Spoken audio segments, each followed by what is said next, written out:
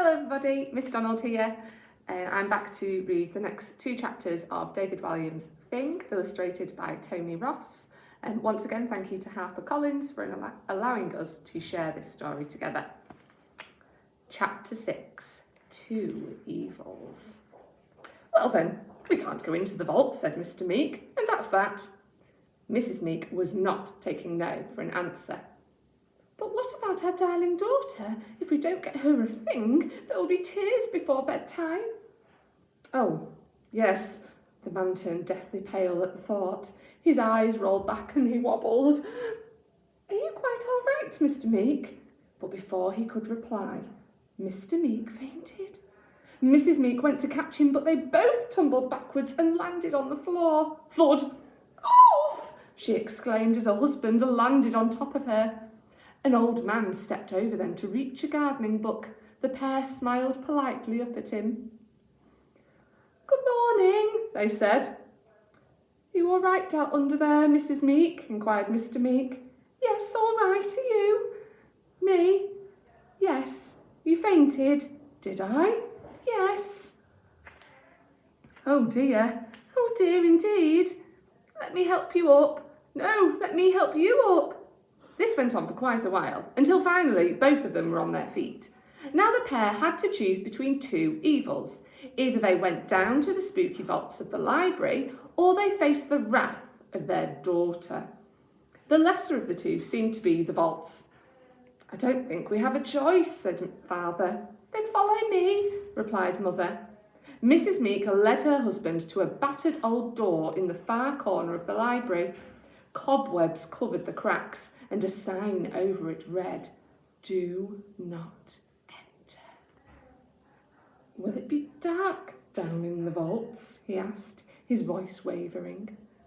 Oh yes, pitch black, to protect all the old books, she replied. Well then, ladies first. Me? Protested Mrs. Meek. They were both scared of the dark. I insist, he pressed. I insist. I am a gentleman. I have to let a lady go first. No. That's very old-fashioned these days, Mr. Meek. You should definitely go first. No, you. The pair had reached something of a standoff. I know. Let's both go together, announced Mother. Good plan, replied Father. He took down the rusty old key that was sitting on top of the door frame. Looking around to check that no one was watching, he unlocked the door. Click. Creak.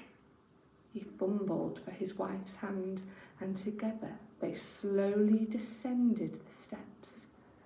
It's not too bad, is it? Asked Mrs. Meek. No, stammered Mr. Meek. Chapter 7. Ancient, obscure and bizarre. To his relief, Mr. Meek found a candle and a box of old matches halfway down the stairs. His hands trembling uncontrollably, he passed them to his wife, who struck a match and lit the candle. Strike! The flickering light illuminated the shelves and shelves of dusty old leather-bound books. The library vaults were a treasure trove of titles that were ancient, obscure and bizarre. There were thousands of books down there, all of them long out of print. There was Poisonous Cheeses of the British Isles, Terrifying Tales for Children, The Bump Book of Medieval Torture, Hymns to Make Your Ears Bleed, Paintings of Puddles, Odes to Stinging Nettles, Phlegm, a pictorial guide, Cats Crying at Christmas, How to Drown a Witch in 5 Easy Steps, a Dictionary of Non-Existent Words, Ye Old Book of Knock-Knock Jokes, Cooking with Rare Bird Eggs, The Foulest Smells of Victorian London, a scratch and sniff book, Disgusting Diseases for Dogs, Cake Recipes of religious martyrs in Latin, 10,000 tedious poems, the Book of Grot, a short history of socks, a long history of socks, Beards of the Bible, a spotter's guide, and chamber pots of the rich and famous.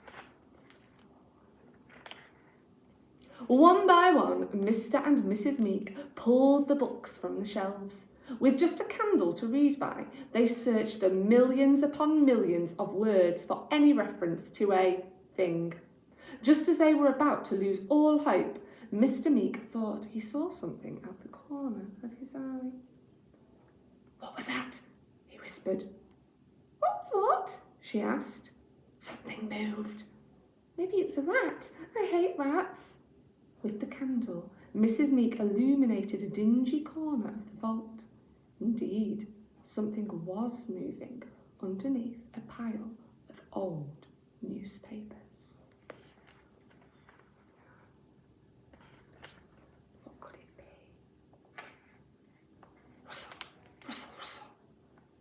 She pushed her husband towards it to investigate further. "Go on." I am going. "Lift up the newspapers and see," suggested Mrs. Meek. "No, after you." "Oh, for goodness sake, let's not start all this again." Reluctantly, Mr. Meek lifted the old damp sheets of paper. To his surprise, all that was underneath was a book. "It's a book." "Books can't move," she replied. "This one did." "What is it called?" Mr. Meek peered down to study the spine. The title sent chills through him.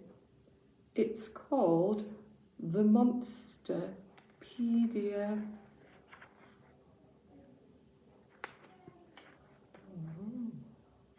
Well, we will have to find out what happens next week.